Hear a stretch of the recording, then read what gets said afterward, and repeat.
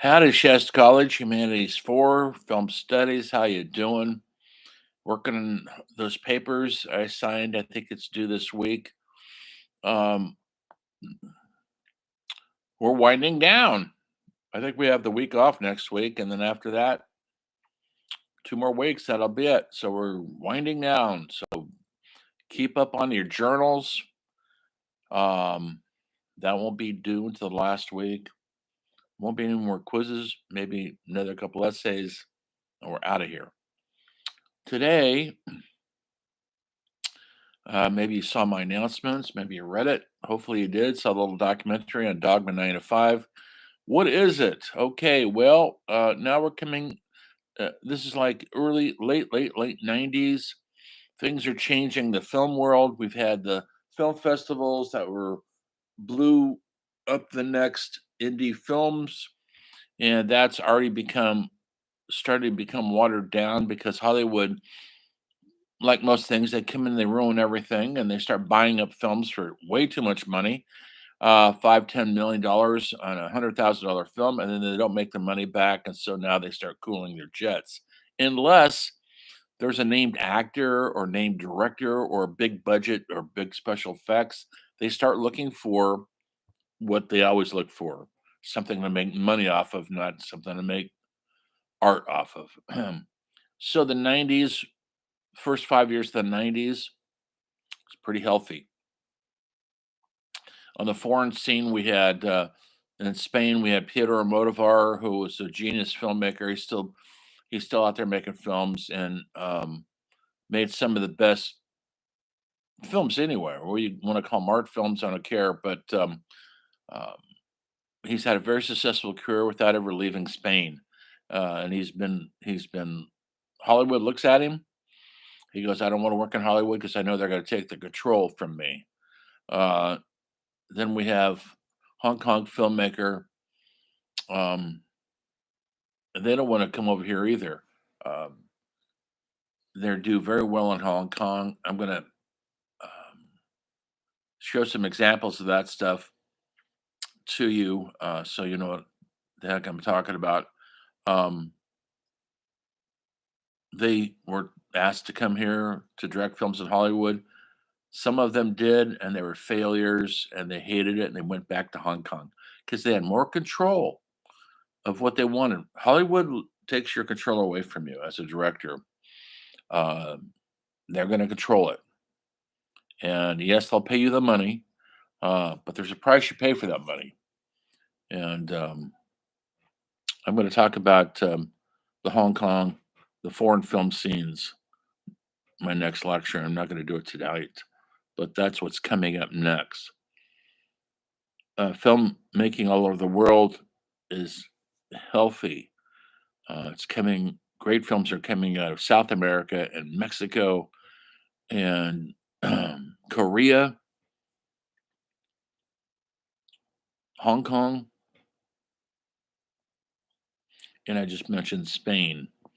And they're playing in malls. They're playing in commercial outlets. So these films aren't just for art house or college towns. They're actually on the world stage, and that makes them matter. Um, maybe I'll have you guys write an essay about one of them. I think I will now that I think of it. Or maybe a Dogma film. I should make you guys watch a Dogma film and write about it. In fact, I'm going to do that. Or we'll do both. Why not? You can have a choice, maybe. Okay. Be looking for your next paper. I'll sign it later on this week. And then we have, I think, Thanksgiving off. Okay, so Dogma 95, what does it all mean? Well, you know what the word dogma means? It means a set of dogmatic. It means you do this routine every day, and you stick to it.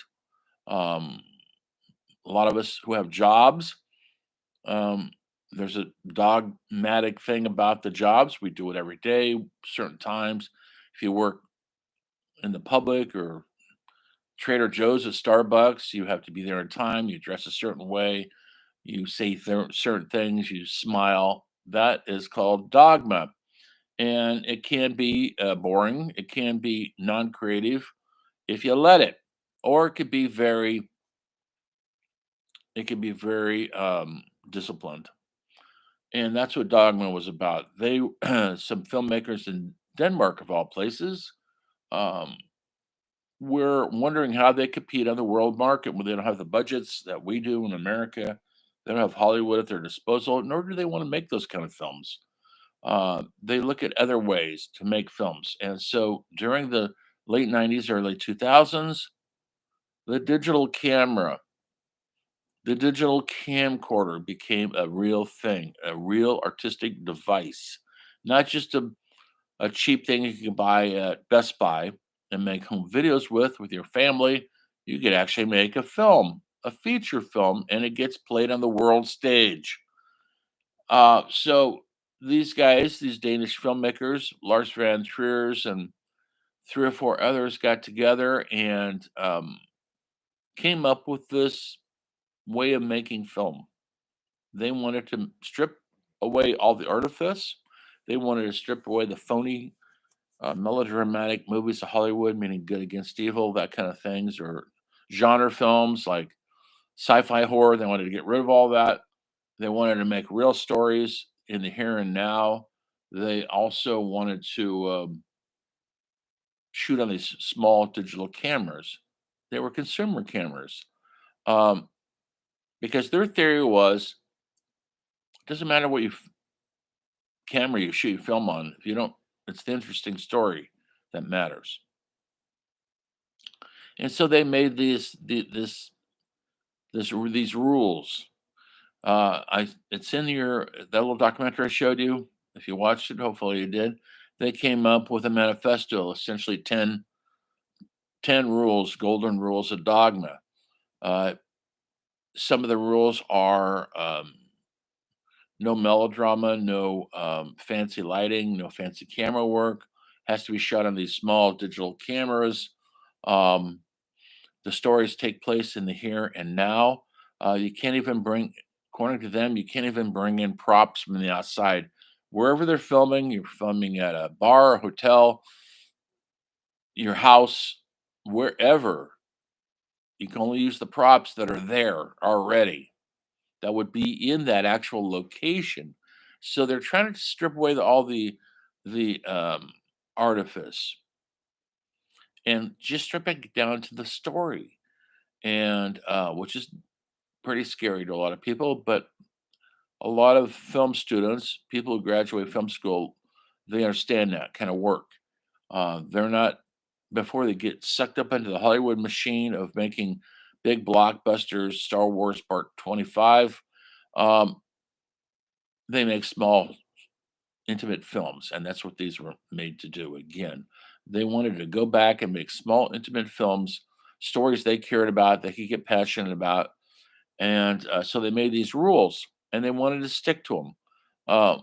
One of the severest rules, and they were severe rules because, like anything that's severe, artistic, aesthetic, has an aesthetic to itself. Um, the last rule was the director can't take credit. You know, at the end of movies right now, it says directed by whoever, Christopher Nolan, Steve Spielberg, Tarantino, but also says their name 100 times during the credits. A film by Martin Scorsese, written by, conceived, Martin, and sounds like these guys are doing all the work themselves. They aren't. Um, they get credit for everything. Nobody knows who made Reservoir Dogs. Do you know who the cameraman was on Reservoir Dogs? Do you know who the sound man was? Do you know who produced it? Why would you? Because Tarantino's a name you need to know. Who produced this last movie that Martin Scorsese just directed? Who's the cameraman? Who's the lighting crew? The producers. We know who the actors are. Leonardo DiCaprio and Robert De Niro. We always know them. And we know it's Martin Scorsese film. He's 80 years old and he's preparing another film, by the way. His juices have never dried up, whether you like his films or not. Um, and I really admire that. Ridley Scott, who you might know from The Gladiator and Alien, I should say, the first one, Blade Runner, uh, just has a new movie coming out next week called Napoleon, and he's preparing a sequel to Gladiator right now. He's 86 years old. So age doesn't have anything to do with it. If you're creative, the juices are flowing. That's what's going to keep him going until he stops. A great filmmaker, Jean-Luc Godard, died last year at 90 years old, and he was preparing a new film.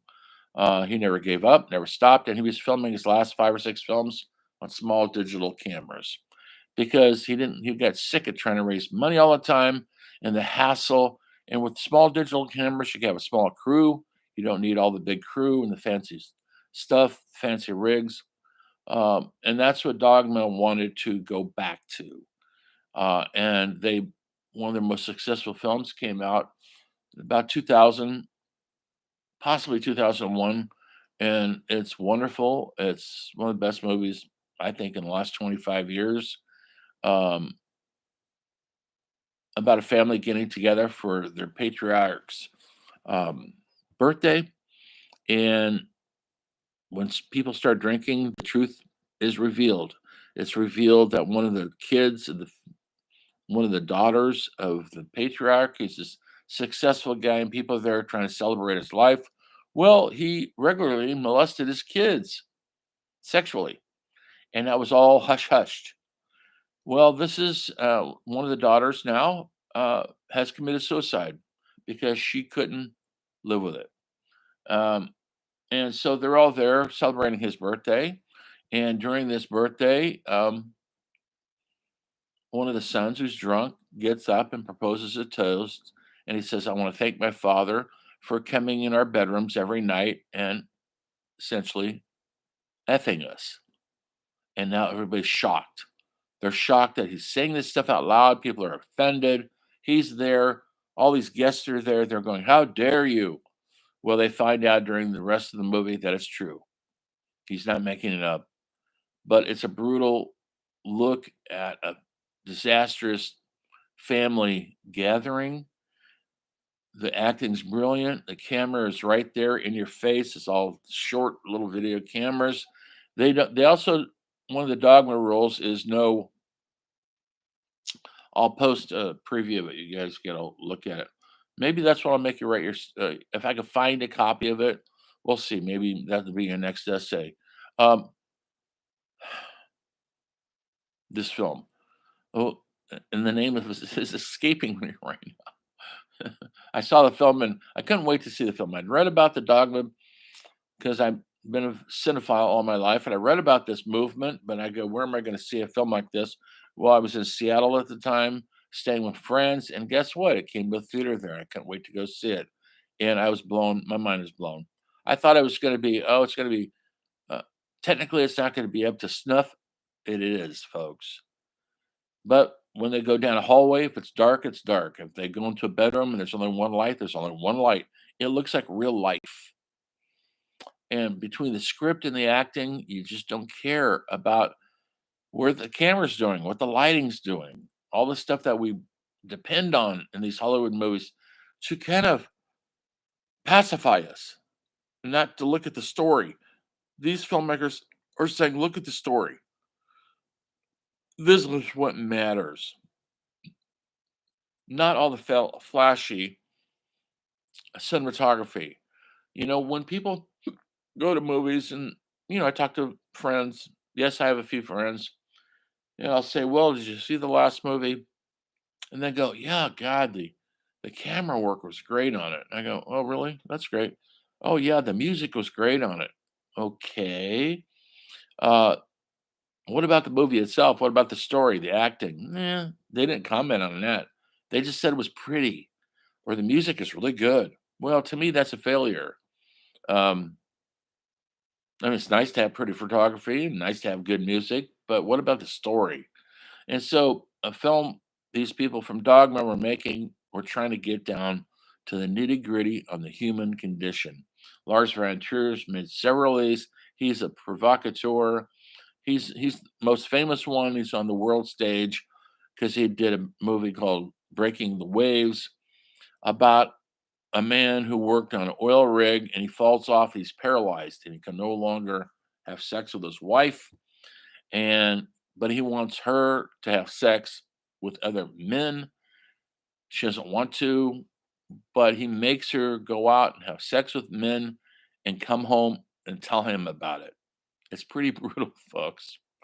And during the movie, he regains the feeling in his legs, and it does not end well for her.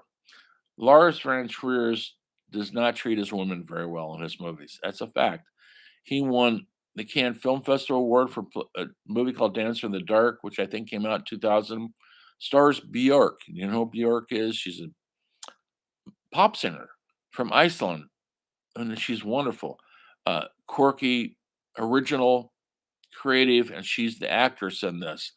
And he put her through hell making this movie, and because that's what he does, he ekes out their performances through psychological warfare with his actors, which is really dangerous in a lot of ways. And she said in many interviews, I will never work with this guy again. I'm never going to be in the same room with this guy, and I'm done with movies. He broke her spirit. Well, that's kind of his MO if you let him. He did a movie called The Idiots about people who feigned feigned like they were mentally challenged, and he sent these actors in, into a town, into a restaurant, and act like idiots. But the regular people in the restaurant, they didn't know where the camera was, that it was a movie. It was all fake, of course, but it got out of hand. He even had those actors perform sex acts for real in the movie.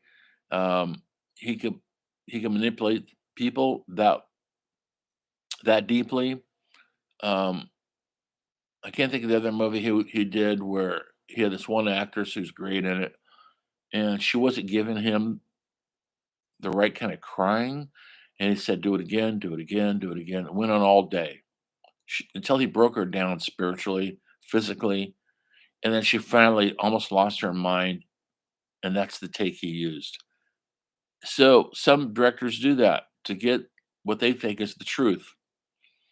Um, he works with American actors. He's never filmed outside of Denmark. Um, he's probably the most well known about these. I'll show you guys some clips if you look at them. I hope you do on modules, and maybe you can write your paper about one of these movies. Um, but I think it's going to be the one movie I mentioned earlier. That'd be a great movie to watch. It's called The Celebration, by the way. I just now thought of that. And yes, it's in subtitles. You can relate to it, folks. Don't worry, you can read subtitles. It's possible. Anyway, that's what I'm going to sign. Oh, I'm loving it. I want to watch it again. Um, so this movement was important. It was brief. I remember I was living in Portland at the time, and I was wanting to make a film. And some friends of mine, we got together. We wanted to do a Dogma film. And in those days, if you submitted your film to the organization, that they would give you a certificate saying this film is a Dogma 95 film. It adheres to all the rules and manifesto of the Ten Commandments. That was my goal. I never did apply for that, and but that film did play in New York City. Um, I did everything. I did the camera, I did all the music, I did the sound effects. I just had actors, I wrote the script, and I had some true believer actors who came along for the ride. It took us 4 or 5 months to film it on weekends. Everybody had jobs, everybody had their other things going on, and nobody got paid except for out of my kindness. And but we had fun together. We eat a lot of meals together, got drunk together, and it's a great way to make a film, folks.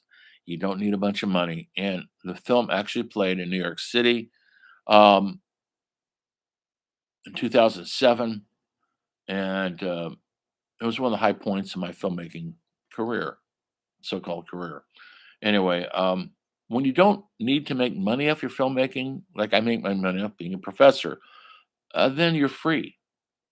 I'm trying to make another film right now. I'm going to do it myself, writing all the music about aging punk rock band, and it's going to be a Dogma 95 film. Only thing is I'm going to take credit for it. It will say directed by me. So I'm not that. I don't have much of an ego, but I think getting credit for something I do is important. Anyway, so Dogma 95, it was a brilliant, shining moment. It's not dead. You could go do it yourself. I hope one day you do. And now with TikTok and Instagram and YouTube, there's more outlets than ever before to get your work out there, to get your story told, to tell a story. Get your friends together, get your iPhone, write your own music. You don't even need to know how to do that. It's all on the computer. Go to GarageBand, you can create your own songs without even touching an instrument. It's all right there. Do the whole thing with beats. That's all you need is a drum machine, and you got your soundtrack. Be creative, stay creative, and remember the story of film continues. It never ends. Thanks for coming on this journey. See you. Talk to you later.